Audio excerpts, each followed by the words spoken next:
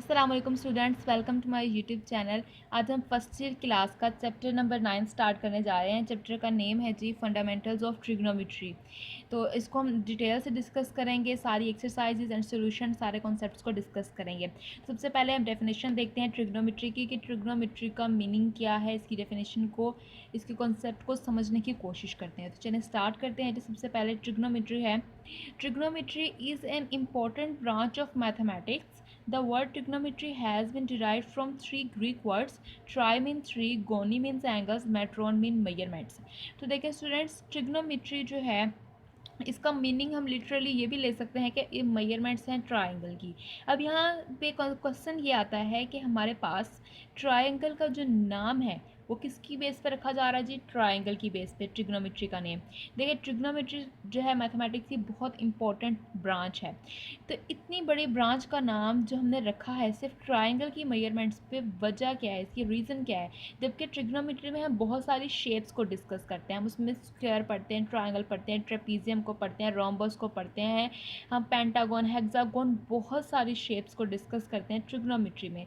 लेकिन इतनी बड़ी ब्रांच का नाम सिर्फ ट्राइंगल के नाम के ऊपर ही क्यों रखा गया? क्या रीज़न है कि ट्रिग्नोमेट्री का नेम जो है वो बेस करता है ट्राइंगल के नेम के ऊपर? यानी कि हमने ये कह दिया ट्रिग्नोमेट्री की डेफिनेशन में कि इसमें मेजरमेंट्स की जाती हैं ट्राइंगल्स की। हमारे कहने का मतलब ये है। तो स्टूडेंट्स देखें, इतनी बड़ी ब्रांच, इतने सारे शेप्स उसमें डिस्कस होते हैं, ज्योमेट्रिकल शेप्स।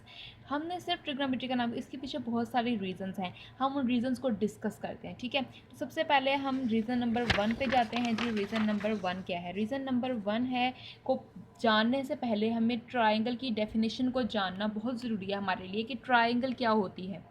सबसे पहले हम यहाँ पर ट्राइंगल की डेफिनेशन को लिखते हैं। ट्राइंगल हमारे पास क्या है? A rigid and rectilinear shape या फिगर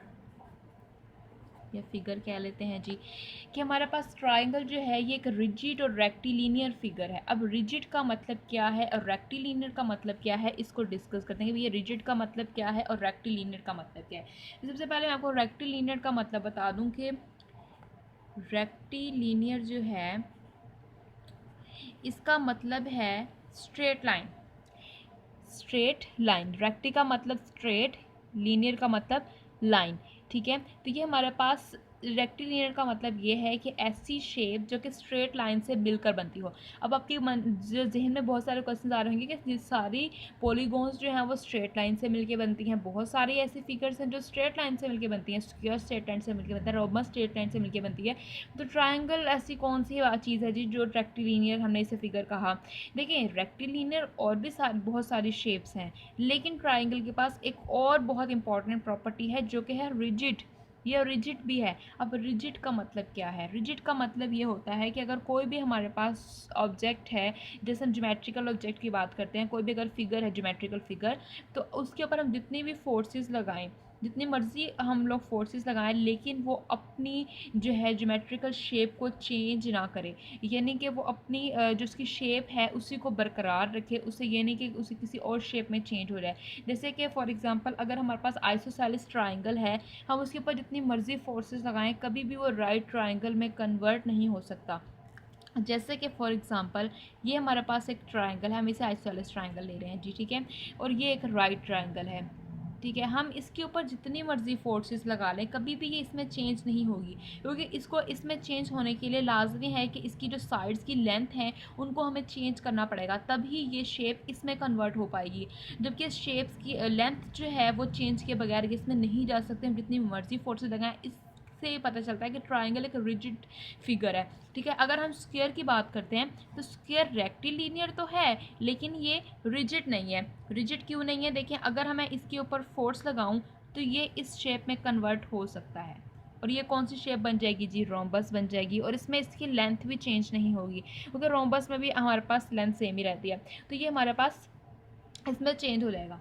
ठीक है, तो इसी वजह से हमारे पास स्क्वायर जो है वो हमारे पास जो है रेक्टिलिनियर तो है लेकिन ये रिजिड फिगर नहीं है, जिसकी वजह से हमारे पास ट्राइंगल जो है वो रिजिड और रेक्टिलिनियर फिगर है, जबकि बाकी जितनी भी हमारे पास ज्योमेट्रिकल फिगर्स हैं वो हमारे पास रिजिड और रेक्टिलिनियर फिगर्स नहीं हैं।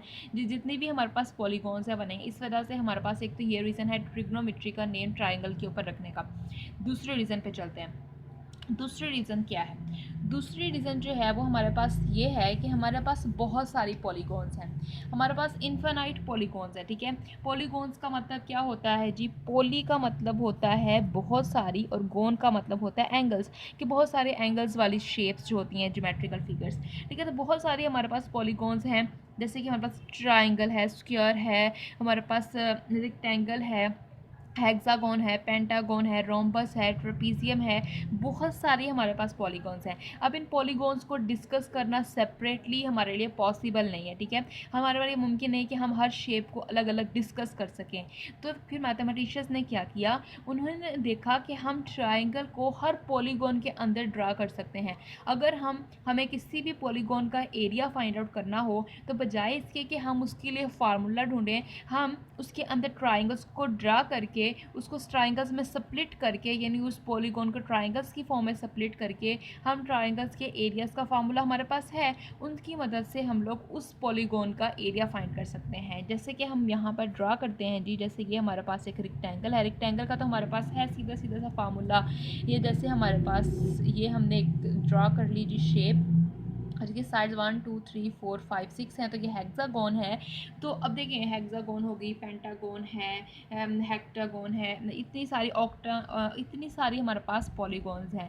अब हम इनके अंदर ट्राइंगल्स ड्रा कर सकते हैं। जैसे कि अगर मैं इस रेक्टेंगल के अंदर ड्रा करूँ तो ये 2 ट्राइंगल्स बन गई हैं। अब ट्राइंगल्स को यूज़ करते हुए हम जो है इसका एरिया फाइंड आउट कर सकते हैं। इसी तरह से अगर हम लोग इनको ट्राइंगल्स में कन्वर्ट करवाना चाहें तो हम इन्हें भी ट्राइंगल्स में कन्वर्ट करवा सकते हैं।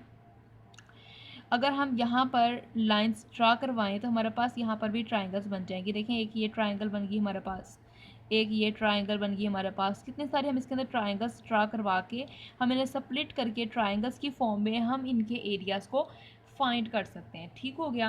तो यहाँ से ये था दूसरा कॉन्सेप्ट, जिससे हमें ये पता चलता है कि ये रीज़न थी जिसकी वजह से ट्रिग्नोमेट्री का नाम, जो कितनी बड़ी मैथमेटिक्स की ब्रांच है, उसका नाम हमने ट्राइंगल की मेजरमेंट्स पे ही क्यों रखा और इतनी सारी ज्योमेट्रिकल शेप्स थी उनके नेम पे क्यों नहीं रखा। ठीक हो गया स्टूडेंट्स। तो नेक्स्ट ये हमने जो फर्स्ट ईयर क्लास का चैप्टर नंबर 9 का स्टार्ट का इंट्रोडक्शन है, अभी हमने सिर्फ यही समझा है ट्रिग्नोमेट्री की डेफिनेशन को। नेक्स्ट लेक्चर में हम लोग एंगल्स के टॉपिक को डिटेल से डिस्कस करेंगे कि एंगल्स क्या होते हैं, उनकी क्लॉकवाइज रोटेशन कैसे है, एंटी क्लॉकवाइज कैसे है, और उनकी मेजरमेंट्स हमने कैसे करनी है सेक्सोगेसिमल सिस्टम में और रेडियन सिस्टम में। इसके ऊपर कंप्लीटली डिस्कस करेंगे, तो हमारी नेक्स्ट वीडियो ज़रूर देखिएगा। अगर आप हमारे चैनल पर नए हैं तो हमारे चैनल को सब्सक्राइब कर दीजिए और बेल आइकन को ज़रूर प्रेस कीजिएगा ताकि आपको हमारी हर नए आने वाली वीडियो मिलती रहे। ओके स्टूडेंट्स, अल्लाह हाफिज़।